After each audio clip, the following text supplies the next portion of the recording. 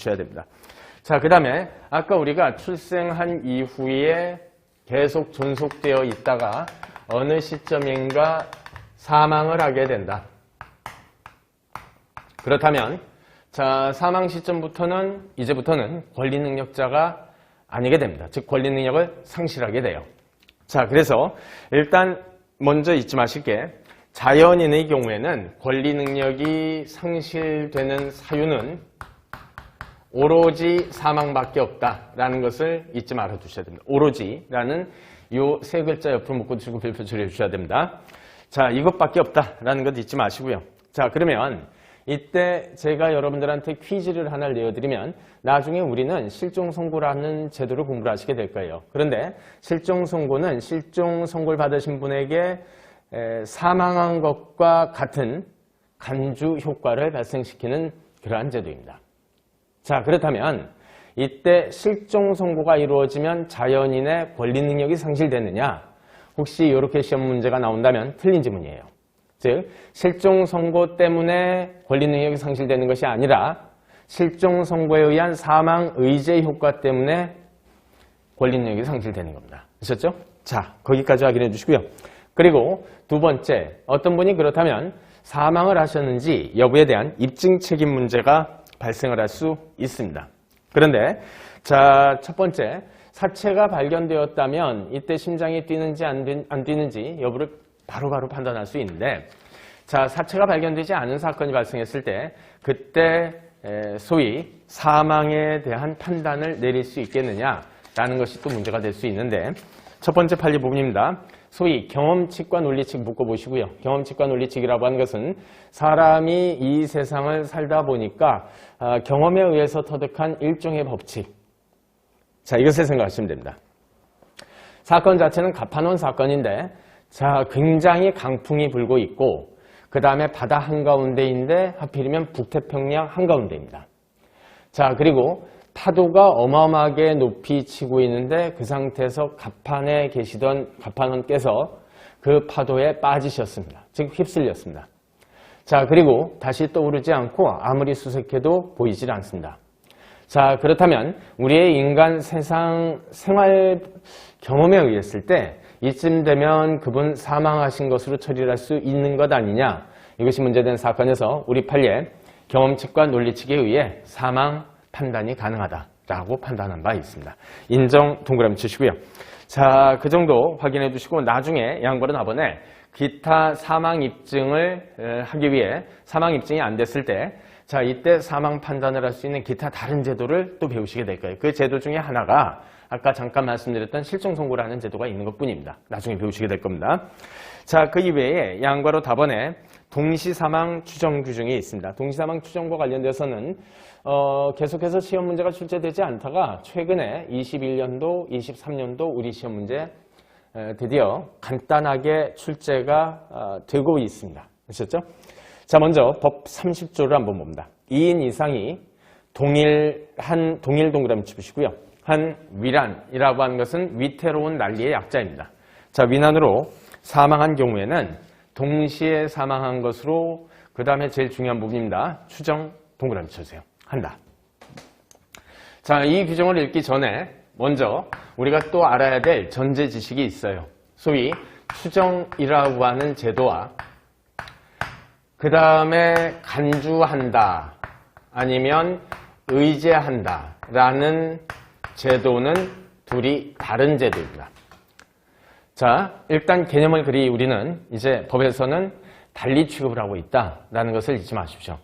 자, 그 중에 먼저 간주니 의제니라고 하는 것이 뭔지만 설명드린다면, 자, 예컨대 어느 분께서 군대 들어가셨습니다.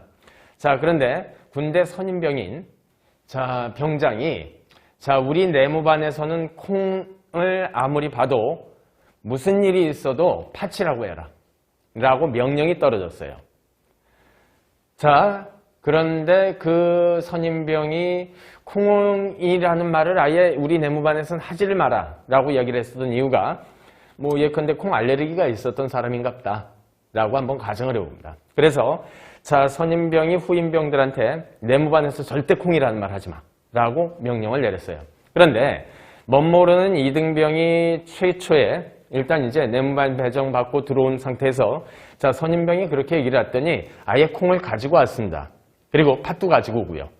그러면서 콩을 팥하고 보여주면서 그 병장한테 어떻게 이게 같아요? 라고 이야기를 하더라.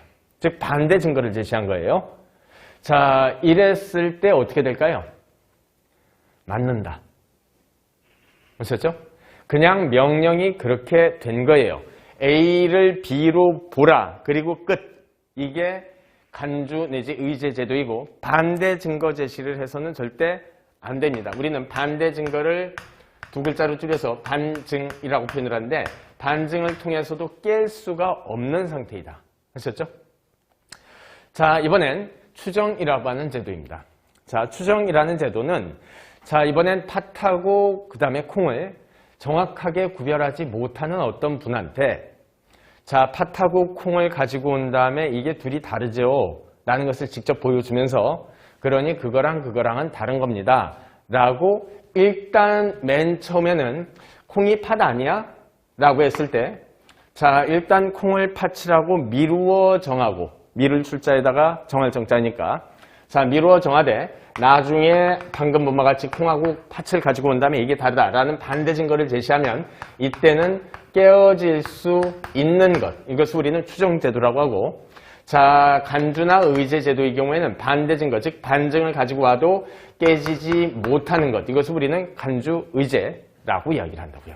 그리고 자, 추정제도의 경우에는 대개 법조문에 추정한다라는 그러한 글자를 쓰게 되는데 간주나 의제 제도의 경우에는 간주한다, 의제한다라는 표현도 주로 쓰긴 하지만 주로 법조문에는 뭐뭐한 것으로 본다라는 표현을 많이 써요.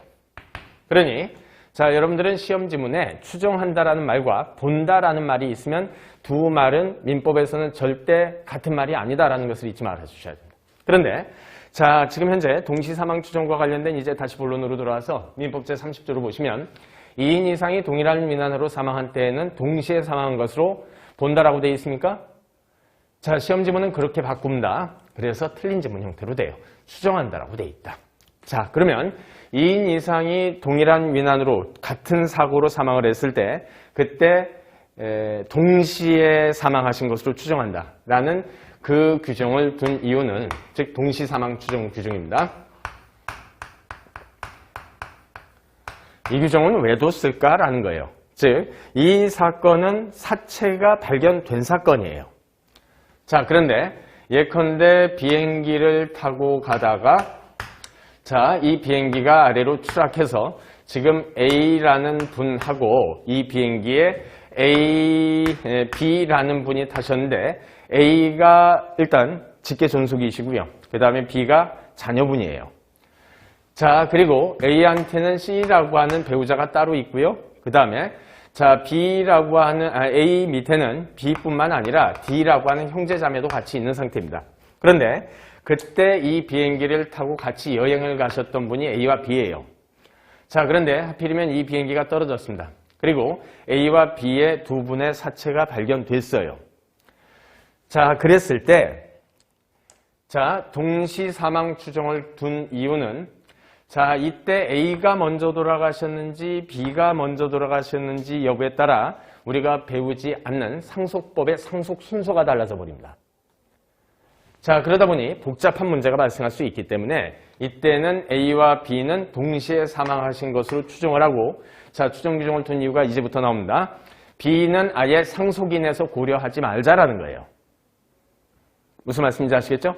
상속에서 즉 A 재산의 상속과 관련해서 B는 없는 사람 취급하기 위해서 만든 제도가 동시사망 추정 규정입니다. 아셨죠? 자, 상속 순서가 복잡해지기 때문에 그렇습니다. 우리가 배우지 않는 이유로. 자, 여기까지 확인해 주시고요. 그렇다면 자, 이 규정의 앞부분에 동일한 위란으로 라고 했을 때 동일을 우리가 동그라미 쳐놨죠. 자, 그랬을 때 그러면 한번 생각을 해보자. 어느 날 똑같은 이제 가족 구성원을 가지고 있는 상태에서 A는 비행기 타고 가시다가 그 다음에 B는 예컨대 뭐 오토바이를 타고 가시다가 하필이면 같은 날 두 분이 사고를 당하신 사건이 발생을 했습니다.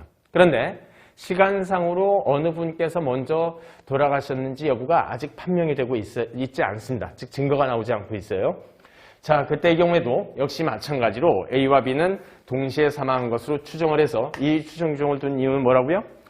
누가 먼저 돌아가셨는지 여부를 알 수 없으니까 둔 추정 규정입니다. 추정이다 보니까 혹시 만약에 누가 먼저 돌아가셨는지를 알 수 있는 반대 증거가 있으면 추정 규정은 깨어지겠지만, 그런데 이와 같은 반대 증거가 발견되지 않는 한 동시에 사망하신 것으로 추정해서 B는 A의 상속재산에서 아예 존재하지 않는 분으로 취급하는 게 낫다.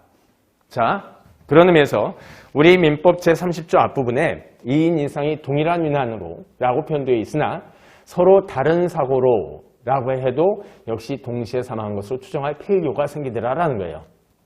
자, 그래서 두 번째 점 부분에 규정은 동일 위란이라고만 되어 있지만 주셔주십시오. 상위 위란, 즉 다른 사고로 사망하신 경우에도 역시 동시에 사망한 것으로 추정해야 되겠더라. 자, 거기까지 확인을 해주시고요.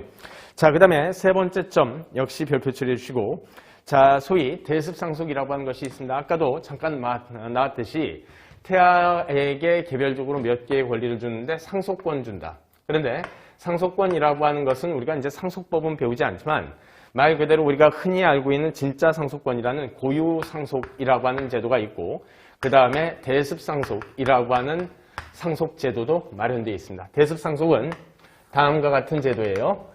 자, 예컨대 A라는 분이 계시고 그 다음에 B라는 자녀가 계시고 C라고 하는 손주가 계세요. 자, 그런데 본래 A가 어떠한 재산을 가지고 계셨을 때 A가 먼저 사망을 하시면 A의 재산은 B에게 상속이 이루어질 것이고, 그 후에 B가 돌아가시고 나면 그 재산은 C라는 손주에게 일단 상속이 이루어질 텐데, 즉 A의 재산은 이렇게 상속이 진행이 될 텐데, 그런데 하필이면 A의 상속인이 되실 B라고 하는 자녀가 A보다 먼저 돌아가셨어요. 먼저 사망을 하신 사건이 발생했습니다. 자, 그때의 경우에는 이때 할아버지 A의 재산이 대를 하나 건너뛰어 C라고 하는 손주에게 상속이 이루어지게 되겠죠. 그렇죠? 이때 대를 건너뛰어서 상속이 들어간다라는 점에서 그 다음에 습이라고 하는 것은 뛰다라는 의미를 가지고 있는 한자예요. 즉 대를 건너뛰어서 상속이 이루어지더라. 이것을 우리는 대습상속이라고 합니다. 상속의 한 형태일 뿐이에요. 아셨죠? 그런데 대습상속이라고 하는 것은 지금 현재 이 사건의 경우처럼 봤을 때 우리가 용어를 붙이는 겁니다. 자, 돌아가신 분, 즉 상속재산이 문제가 되시는 분을 우리는 피상속인이라고 이름을 붙이고요. 그 다음에 본래 상속받으실 B를 우리는 상속인이라고 이름을 붙일 수가 있어요. 그런데 이 사건의 경우에는 피상속인보다 상속인이 먼저 사망하신 사건이죠. 그래서 대습상속이 이루어지기 위한 두 개의 요건이 있는데 두 개 다 우리가 공부를 할 필요는 없고요. 그 중에 먼저 상속인이 될 자가 먼저 사망하신 때, 먼저 사망 사건에서 대습상속이라고 하는 효과가 발생하더라 라고 우리가 정리를 할 수 있습니다.